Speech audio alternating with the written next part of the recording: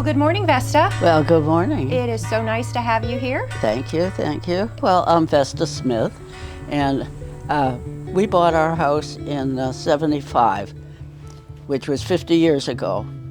But we didn't retire until 84.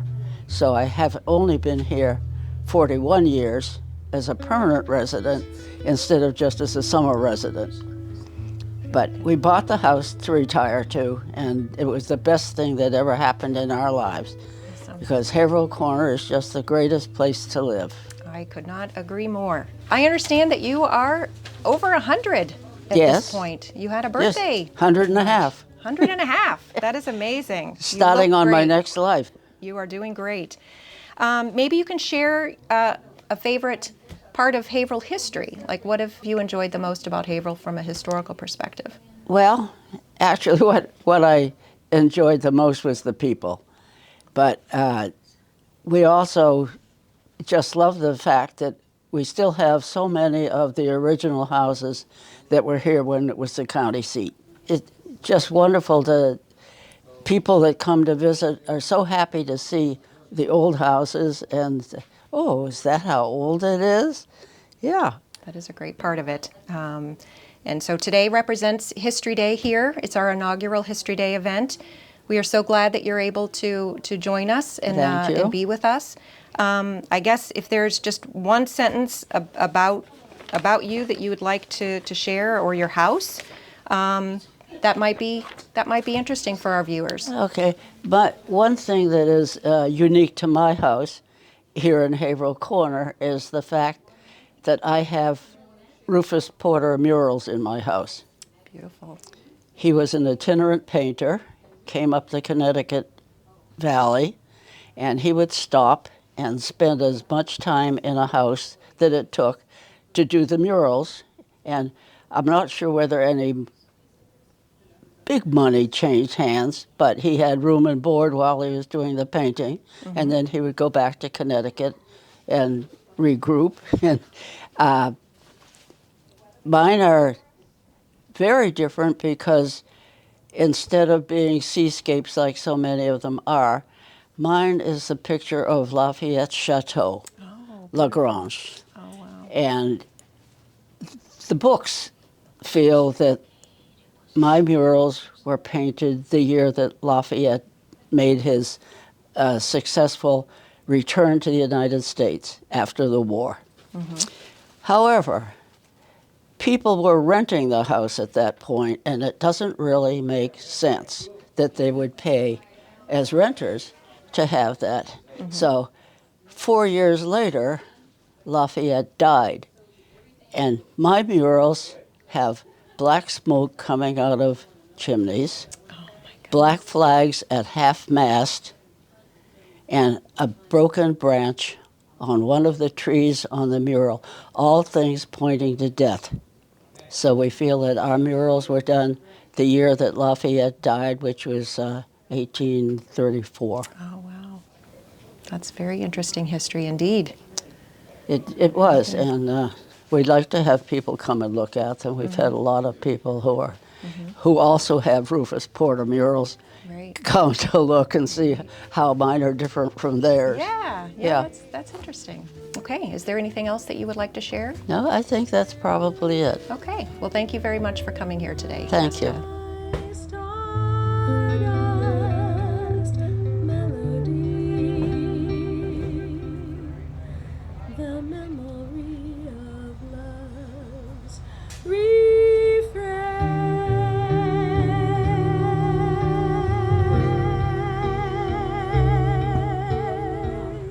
Thank you very much, Harvey, for being here. It's great to have you here. And I understand that you did a talk at the church on the Revere Bell. So maybe you can just share a little bit about the introduction that you gave of that tour. All right, we'll start out with I'm Harvey Keyes. I grew up here in Haverhill Corner, native, started out here. Spent my life here except for 32 years. I did active duty in the Air Force. When I retired, I come back home and was very active during my transition back into civilian life with the church, and in the process of a couple of minister interviews and stuff that we were going through working with the church, I found out a little history on the bell, and at that time I didn't realize it, but our bell is from the Paul Revere foundry out of Boston.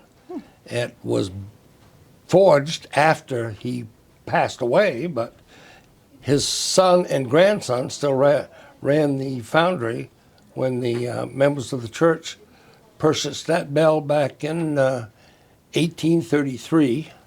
And it's amazing how long it took. It was not until 5 years later that they actually got the bell that's there now. It is a Revere bell. And throughout the years, we've had a clock hooked to it.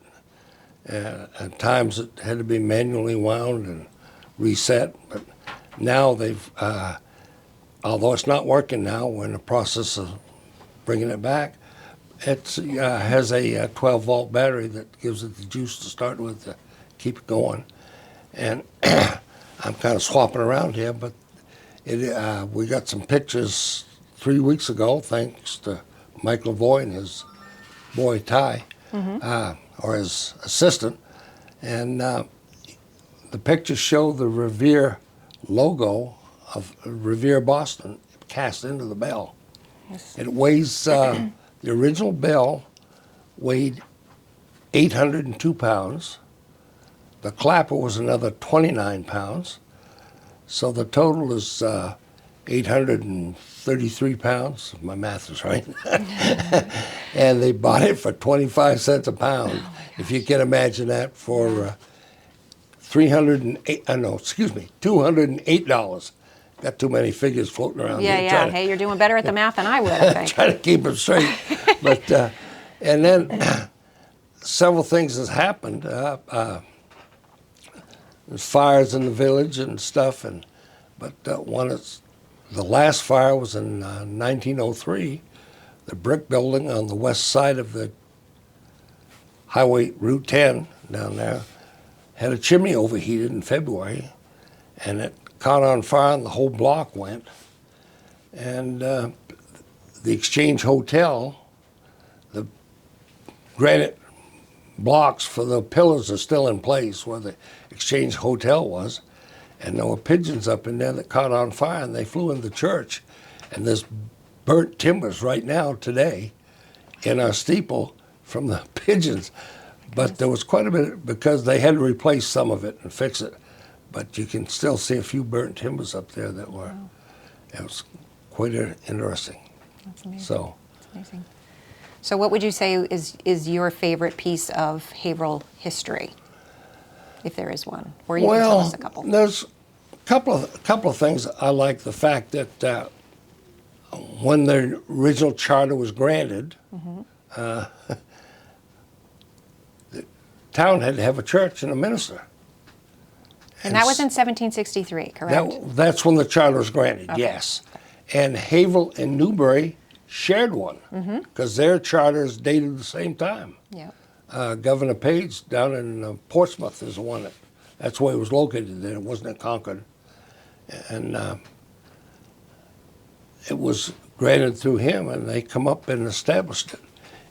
But if you backtrack on that a little bit, what brought them to Haverhill in the first place was back in the early 1700s, there were people that got captured by the Indians down around Concord and Nashua, and the Indians were bringing them as prisoners back up this country, and they escaped. And while they were hanging out with the Indians and laying over, camping out, they saw these beautiful plains up here on the Connecticut River with all the grass and feed. And so they went back down and put together a hunting party and come back up. And then you got the old Johnston Fort out here. That's the oldest building in the area. And Haverhill Corner was the center of Haverhill until the railroads came in. This was where the action was. We had the Alumni Hall it was a court. We had Haverhill Academy. We had the jail next door. You had all the commercial buildings. And then you go down the Oliverian at the foot of the hill. They had water power for their grist mills, their lumber. So this was it. And Court Street out here is the old Coos Turnpike, which it was called Turnpikes because people maintained certain parts of it, and you paid a little toll, a nickel or something, to get through, and that's how that was their livelihood, was maintaining those roads. And our toll gate was Toll Gate Hollow up the top of the hill there. And that was the most direct route to Concord and Boston and down there. And we still had legislators that ride horse and buggy back and forth. Daniel Webster used to stay at the Bliss Tavern, and he would argue cases in court, whether it was over at Pearson Hall or at Alumni Hall. And of course, they do a little libation at night around the tavern. But and the towns took big pride in their churches and their bells, and that's been passed down for centuries. Yeah. And that's what I like about it here, and Awesome. and I just think it's amazing. Awesome. So, Awesome. And how have you been involved in the community? well, more, of course, I had a 32-year sabbatical on active duty, but when I come back, I didn't have a job or anything to do, so I got involved with the church, and as things progressed and went on, had some kind of meeting or something. I had to attend almost 5 of the 6 nights a week. So That's awesome. But then I picked up a couple of jobs and started a couple of things on my own, and just trying to slow down now in my golden years. Yeah. Well, you're a wealth of knowledge. Really appreciate you taking some time to share that with us. And for the viewers that didn't get to participate in your talk, give a little bit of feel for that. And thank you so much for. Thank you. It was being my here. pleasure and my honor Thank you so to be much. able to participate and contribute something.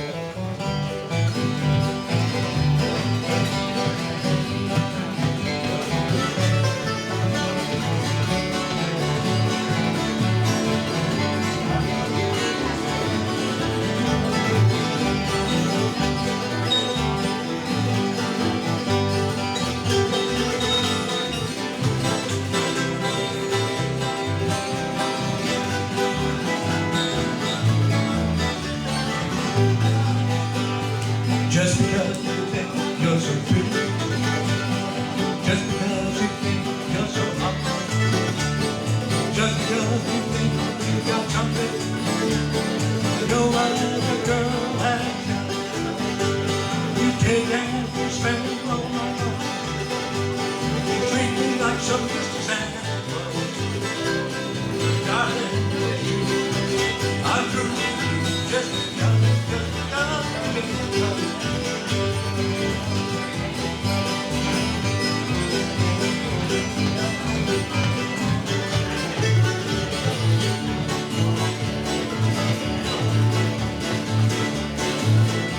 So we welcome you to History Day. We are really excited about Haverhill Corner History Day.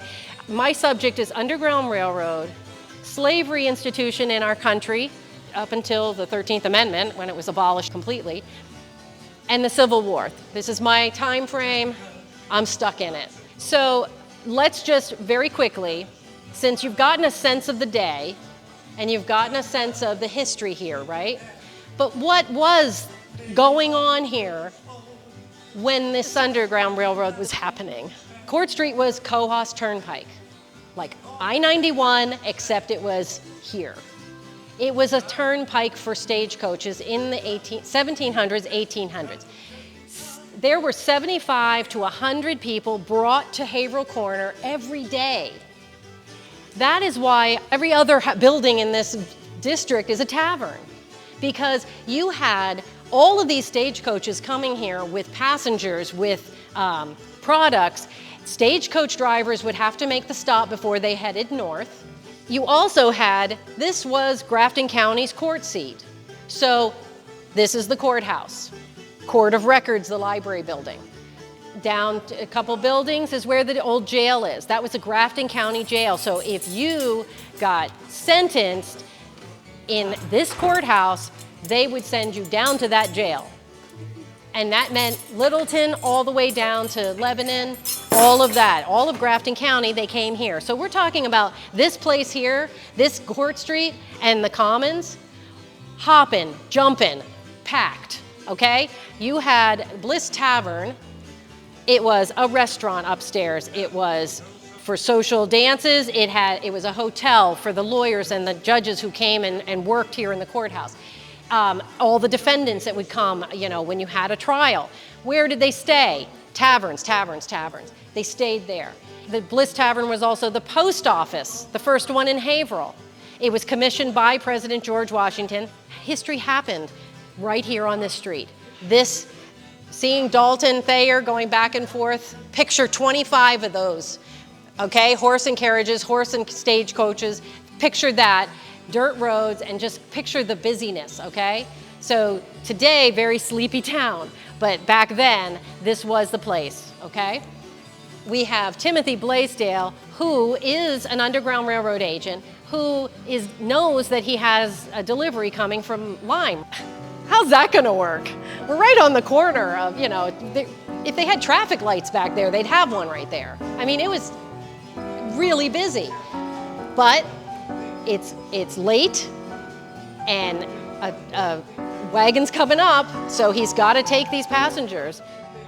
A delivery of fugitive slaves would have been brought to the back of the Bliss Tavern, to the cellar door. A knock on the door would be answered by the agent, and the fugitives would be led down the stairs into the cellar. Timothy Blaisdell would have ushered the fugitive slaves through the basement to the stairs and up into the pantry. Timothy Blaisdell would have led the fugitive slaves to the first floor of the tavern. He had to keep them unseen, so he would take them through to the hallway and to the servant service stairs. The service stairs would have been used for the waitstaff to bring food and drink up to the tavern. Timothy could use these same stairs to move fugitive slaves up through the center of the house and not be seen. We can still see the structural remnants of the stairs on the side wall where they were, and then we can see the wear and tear of the stairs. This was the entrance to the tavern from School Street, and it would have been a very busy building with tavern customers, and they would have come right through the center of this house and up the stairs to the tavern rooms for the restaurant, for dances.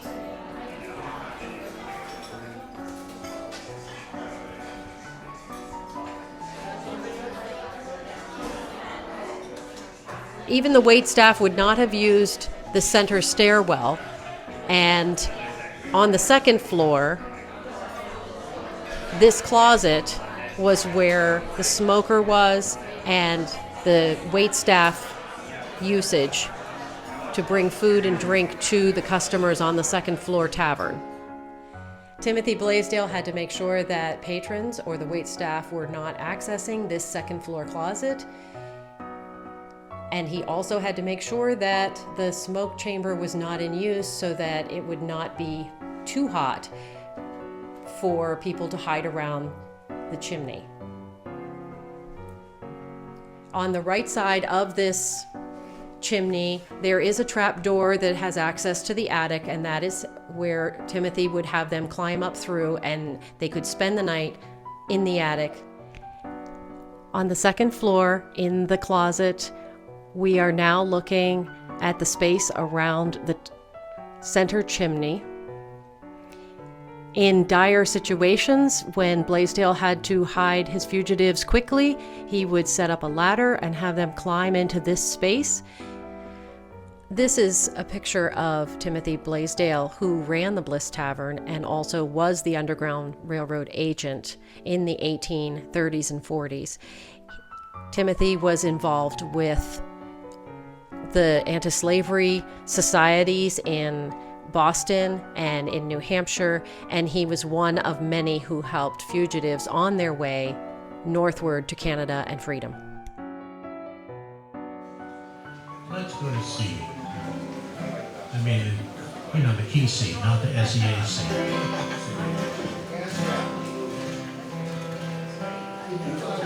I've got those blues, baby, let me down the San Francisco Bay. An ocean line is come and take her away. Didn't get pretty bad, she was the best girl I ever had. Made me cry, made me sigh, made me ain't got my hair to dye. Well, I ain't got a lousy dime. Well, good morning, Janice. Good morning. So nice to have you here. Thank you for having me. My name is Janice Mitchell Estes. We moved here in 1974. My husband was looking for a teaching job, and they called us. At that time, we had moved from Boston into Windham and wanted to stay in New Hampshire, not thinking Haverhill, New Hampshire. But when they called, and I had told him when he came home, we had a teaching offer up in the Haverhill for an interview, and he said, "Do you know where that is?" And I said, "Well, it has to be around Concord, because they wouldn't have called us." And he said, "It's way up." So we took the trek, and he applied, and he was hired, and here we came in 1974. At the time, we were looking for a house everywhere else but here.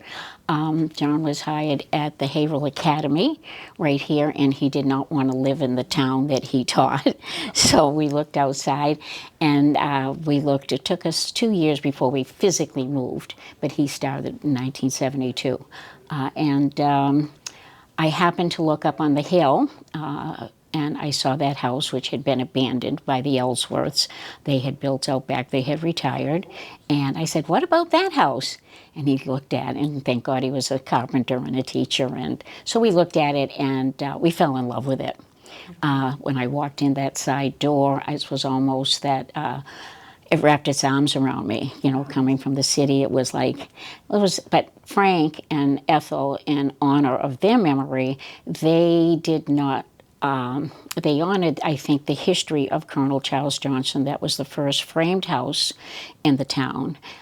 But it was a farm. Mm-hmm. It was a 20-acre farm, and so they took out all the Indian shutters, anything that they could make it, you know, serviceable for the farms, and put in an apartment for their farm hands. And, you know, slowly we just kind of tried to bring everything back. This was a photograph that we had, and the artist from Bath was given the photograph, and he painted this side of the house. And what I loved about this side of the house, it really showed a lot, because it has the corner blocks. When the Indians would attack, they would reinforce the structure. But this is the sort of like the living space. This is, you know, the boys' room. This was a dining room. This is more bedrooms. This is the kitchen area. So this is the whole life of the house, and then it honored certainly the front of it, and again the history. And the original road that went by the house was not obviously Route 10. This house was actually on the street. You know, it was right on the street. And Colonel Charles Johnston was the original founder. He had donated the land for the school, so he was really, there's a sign right off Route 10 that tells a lot of what he did. As well as the North Common, right? Right. Didn't he? Yep. And the other thing that was pretty exciting coming from the city, after we moved here, there was a farmer, Walter Morris, and he asked if he could rent the barn for cows, and I thought it was pretty exciting to go out from my door and go out and see the cows in the morning. Oh, that's fabulous. Awesome. And it does have the tunnel. There is a tunnel there. The Ellsworth children did play in that, but it started to crumble a little bit. So for safety, they did cement. They cemented the door, and the kids still would try to kind of get in. So they ended up doing a whole wall.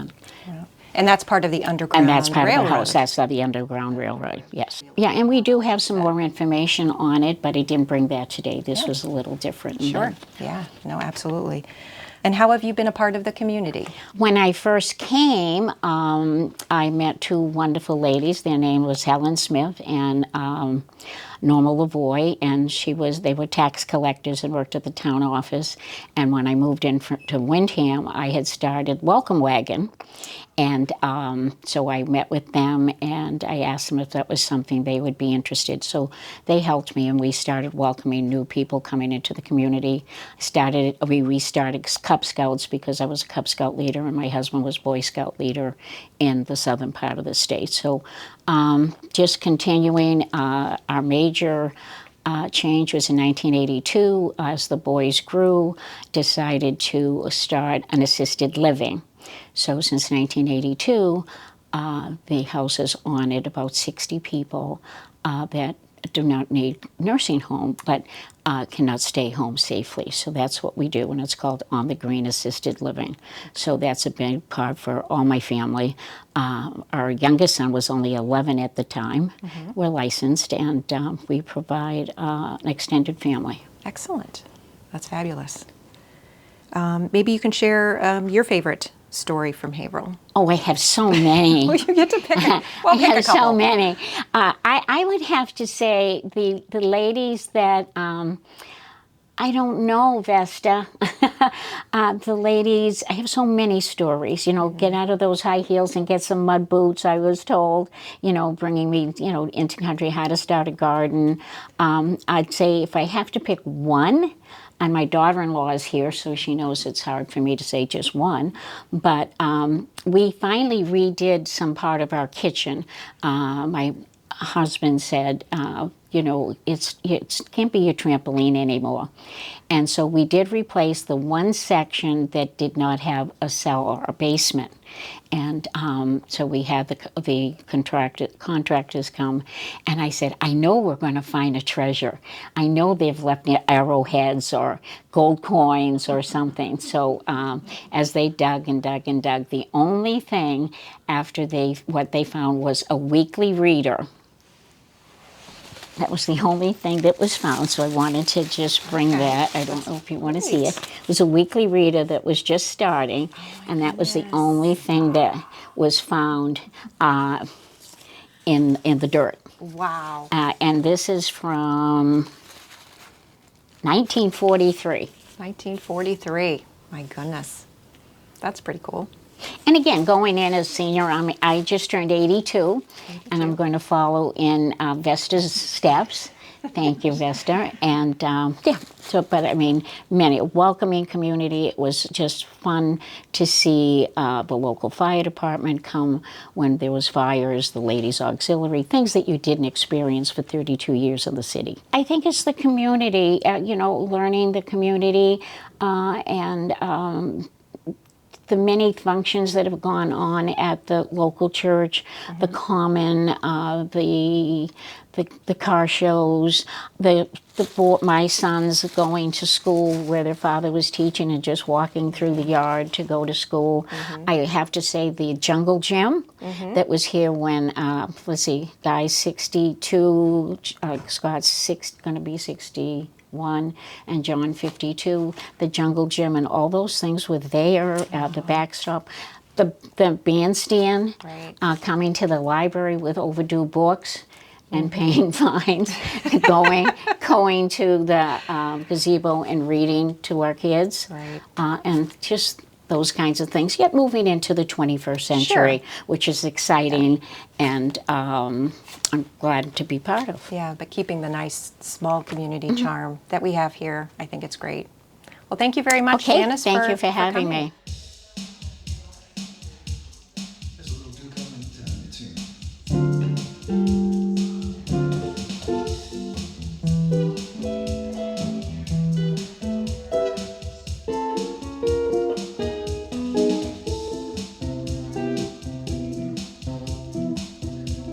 Cigarette holder, which weeks on my shoulder, she digs me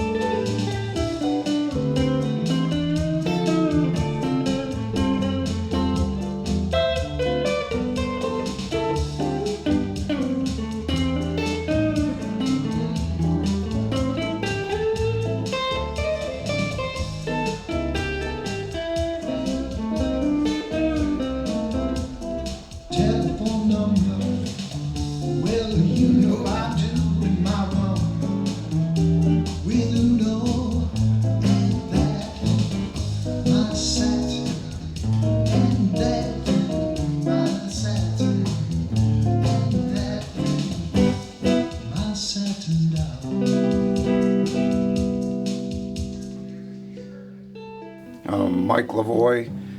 I've lived here my whole life. 68 years old. The house right before the Bedell Bridge that I was raised there. Of course, my parents owned the garage, and I took over in '80. Just sold it.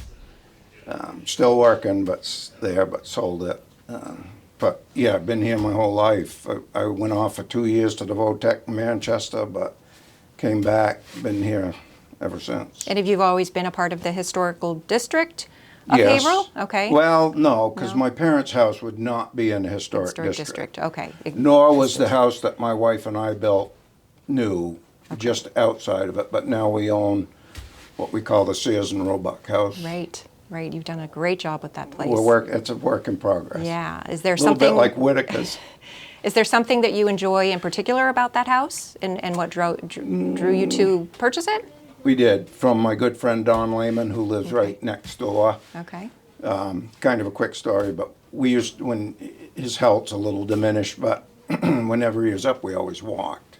Okay. And jokingly, I said to him, hey, that house is for sale, you better buy it, because respectfully, he's wicked anal. And I said, he goes, I don't want that. So on the way back from our walk, I said to him, hey, did you see those people that just moved in? I think they're changing a transmission or something out in the driveway, and he walked over and bought it that afternoon. So after 22 years of him owning it, and I don't think anybody ever slept in it, you need to buy that house. Okay. So I felt a little obligated, but we've done a lot of work to it. We would have liked to opened it up, not as historic, although it was built in 1922, but Sears and Roebuck house, came up the train to, here's a little tidbit for you, I didn't know. A bunch of the boards are like wood branded Conacut. Oh, interesting. So one of the carpenters we had helping us said, Mike, do you know what that means? I'm like, yeah, it must be the Connecticut, right? He goes, no. The South Newbury Railroad Station was called Conacut. Oh. So it came to there, came across the Bedell Bridge in a kit. I think it was like $9,000, included everything right down to the door handles. Unbelievable. I know. Unbelievable. And when you mention Sears and Roebuck, a lot of people, oh, I lived in one of those. That was a big deal. It was. For an era. But anyway, that's that. But Awesome. Tell us one of your favorite things of Haverhill. Like what has really stood out to you as being something especially spectacular? Well, it's changed now, but when my brother and I were kids, we used to ask my mother what people's phone numbers were, because we started out with a 4-party line. You had to know your ring. Then it went down to 2-party, and when we got a private line, you would have thought my father hit the megabucks or something, because he used to get on there to make a call, and the old ladies that shared that Mrs. White and Mrs. Burbank would be on there, and he would say, ladies, I really need to use the phone. Harv knows the players, right? And it was Mrs. White, I really need to use the phone. And then it was Rachel, and that was rude. When I was a kid to call an elderly person, but even for my father. Yeah. And so when he got that private line, because ours was 2 longs and a short, if I remember right, and that you knew that was your ring. And so anyway, that was kind of unique. But I'd say the community was what I always thought was unique, that you knew everybody. For a number of years, I had keys to everybody's house and or knew where their key was. Wow. And I was a fire chief for 26 years. I've been on the fire department for probably 50. So they called you for everything. Like, do you know if Pete's picking rubbish up today? Have you seen the UPS guy? But it was a very Tight-knit community. wicked, Yeah, yes. Yeah, that's wonderful. That's what I love about it. I've only been here for 4 years, but just a community of people that really get along well together, support each other, volunteer for things, just total respect for the community and what it brings to My mother us. was probably like one of the primary ambassadors to greet people. And to make my father go pick kids up to go to Sunday school, because kids needed to go to Sunday Yes, school. it was important. Harv was a trustee, as I was a trustee, and it kind of, a lot of relationship and history to the church, having grown up here. and haven't gone to school. I was the first 7th grader to the Oh, yes, when it was the junior high. junior high school, not Yes. middle, junior high school. Junior high. Yes. My brother graduated the last year of the academy Okay. in '69, and now is the first 7th grader. Yep. And that went from 69, I understand it, or 70 to 1992 was the last. You probably know that date last better class. than I, because I went to Woodsville High School and graduated from there. Next Saturday's our 50th reunion. Wow, sweet. Awesome. Doesn't sound right when I say it, Well, but you know, it's true. you made it. Yeah. Anything else you'd like to share? Just one quick story. So I worked on a customer's boat, needed to test it. Now, you have to have a license now to drive a boat. I don't have a boat license. So I went down to the Bedell Bridge. And this friend of mine, Scott Mitchell, he was with me, and I said, boy, I'd like to take this thing up the river to make sure it runs right. Well, let's go. I said, yeah, but I don't know if it's registered. Oh, he goes, they're not going to bother. They're going to pinch you. You're the guy that cut the girl out of the bridge when it came down. I said, do you really think that a fish cop's going to, or Marine Patrol's going to care?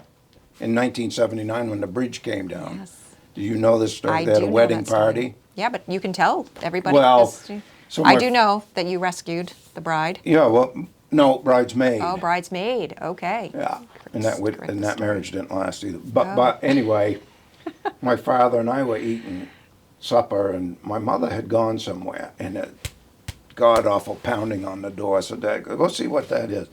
Well, the groom, blood coming down his face, and my father, is he drunk? I said, I don't think so. What's going on? He said, the bridge went down. Well, nobody used the Bedell Bridge. Mm-hmm. We used to go down and ride our bicycles on it when it poured out, because longest was it longest two-span bridge in the United States. So it was a good place to play. Anyway, and he said, no, we were having a wedding rehearsal, and this wind came up, and they went on the bridge, and it picked it up and dropped it, and it pinned the bridesmaid's ankle. I didn't know who she was, but I was cutting firewood, so I had a chainsaw in the truck stuff, so I went down, and it was kind of touch and go for a while, because, I mean, who knows how sturdy the bridge is, but her ankle was about that thick, and I was cutting like this far from her. Anyway, I never saw her face, didn't know her or anything, but we got her out, and everything went good, and I don't know, months later, she came by the garage on crutches, and she goes, are you Mike LaVoy? I said, I am. I don't remember, Wheelock or something was her name, and she goes, you don't know who I am? I said, no, I'm sorry, I don't. She goes, you cut me out of the bridge. Oh, now I know. But I didn't never see her face. Sure. But yeah, that was kind of Wow. unique in That is very unique. 1979. Very unique. Yeah. Because she didn't, the phones went out. Mm-hmm. So Joe Provencal was the deputy chief of the fire department at the time, and I ran over there first and told him to get help. So Haverhill Corner, North Haverhill firemen went down, and it was a little bit of a deal. We didn't know how hurt she was, you know, until they got her out. But anyway, that's the bridge story. Oh, that's an awesome story. Thank you so Yeah. much for sharing that, Mike. Anything else you'd like to share? No, I think I appreciate you guys doing this. Yeah. I think No, because thank as being volunteers takes a lot of work behind the does. scenes, It absolutely does. and it appears to me you did a good job. No, thank you, and we appreciate your I think your we found participation. somebody to fix the clock in the church steeple. I think you just might. That's a good deal. That's awesome. It's all worth it if we did that. Yeah, yeah. Great. Yeah. Well, thank you very much. Thank you.